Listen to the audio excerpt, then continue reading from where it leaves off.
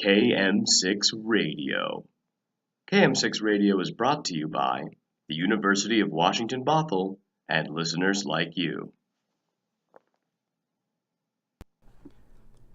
Welcome back to KM6 Radio, where we provide the questions and the answers, with Tima Jang, Stephen Cham, Lauren Herrick, Stephen Silvermans, Vanessa Lim, and your host, Seafair Radovich.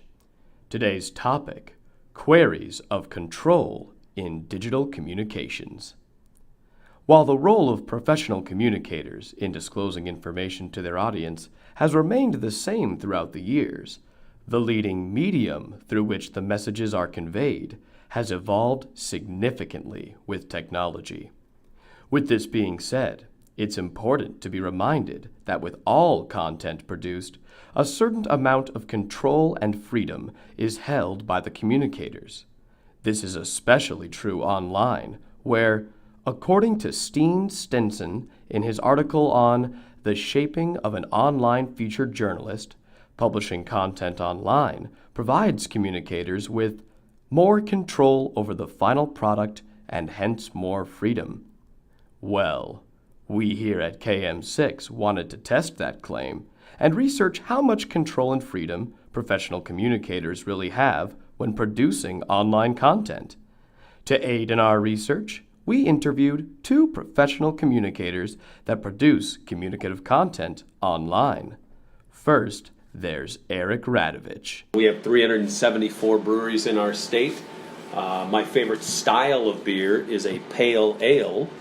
And there are a number of breweries that make really good pale ales. Eric has been the executive director of the Washington Beer Commission since 2009, putting him in direct control of reaching out to potential customers through online press releases and newsletters. He's built a reputation across Washington state as a top-tier communicator. His previous employers ranging from the Mariners to the University of Washington to Seafair and so on. You know, really, it's trial and error, and I've been thrown into the fire more than I would have formal training. I did go to college for a couple of years, and I wanted to be a sports broadcaster, so I went to a broadcasting school, and again, there you learn a great deal about verbal communication and how to use your voice and articulate and expand your vocabulary. Our second interviewee is less of a business communicator and more of a hardline news reporter. He's Dell Cameron, staff reporter for Gizmodo, an online tech website. What kind of schooling or training did you have for the communication work that you do? Well, none whatsoever. Yeah, I mean, as a journalist, all my training has mostly been on the job. By interviewing these two communicators, we hoped to find a holistic answer to the question of content freedom in online media publications. Do you feel like you've had free reign reporting on your subjects, or have you ever felt restricted in any way on what you were reporting? Not restricted in terms of like me pitching something and my bosses are like, that's too controversial. But I mean, I have pitches turned down all the time, which is infuriating. And so some stories are worth fighting for, and I'll throw it down with my editors when that's necessary. Dell can pitch any story he wants, but he doesn't have the final say in what stories get published. The higher-ups have control over that. Eric knows the feeling all too well from his time writing the fan newsletter for the Mariners early in his career. Was there anything that you wanted to produce but maybe you weren't able to?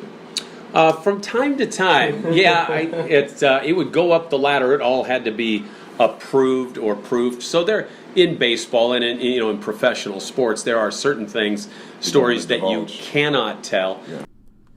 But now, Eric has the luxury of being his own boss.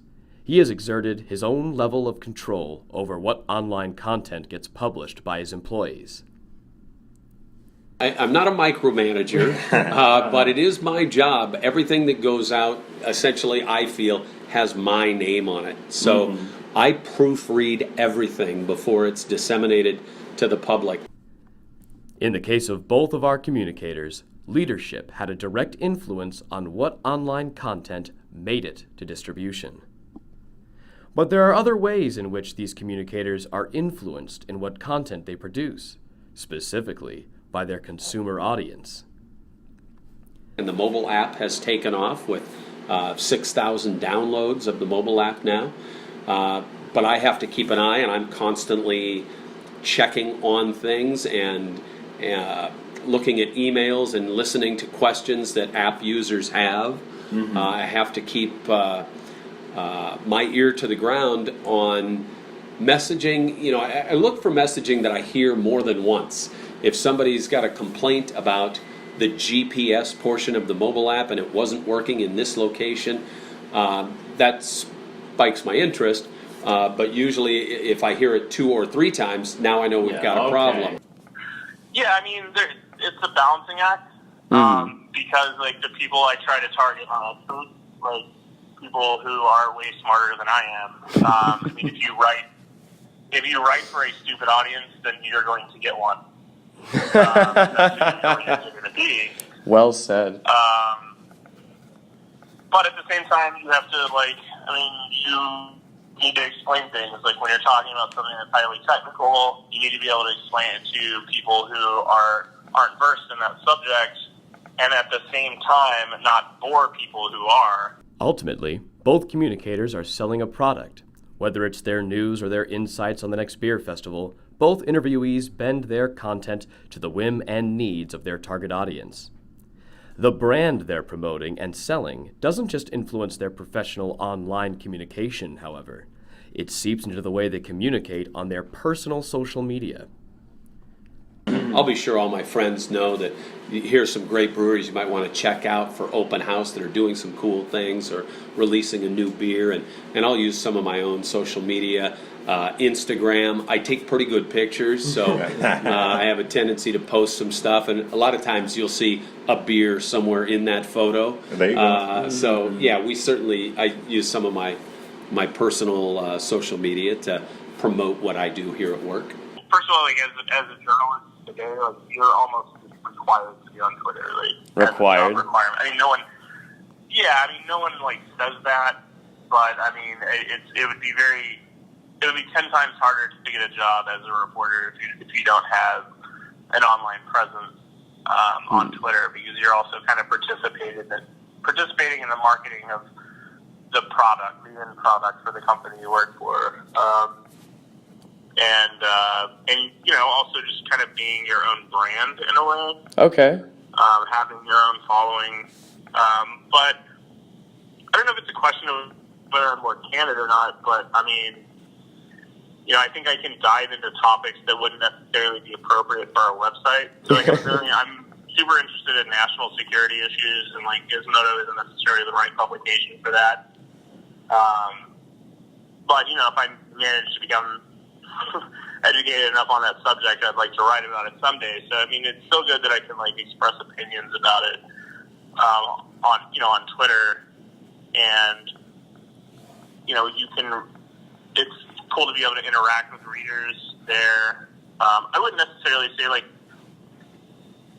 there's a lot of publications that are like limit the way their reporters communicate in public. Like, you're not allowed to Politico or like, I'm trying to think of some others, but I mean, Politico, for instance, I have a friend who works there. He's not allowed to just like trash talk a politician online. That would be detrimental to his job.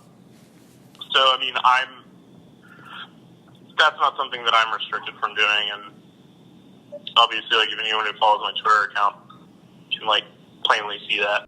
So what have we learned from these seasoned veterans of online communication? Well, we found that they're not as free as one may think, yet both communicators don't feel censored or constricted in either case. They're simply pursuing their goals in the context of a fast-paced, consumer-connected world. This has been Radovich reporting for KM6, signing off.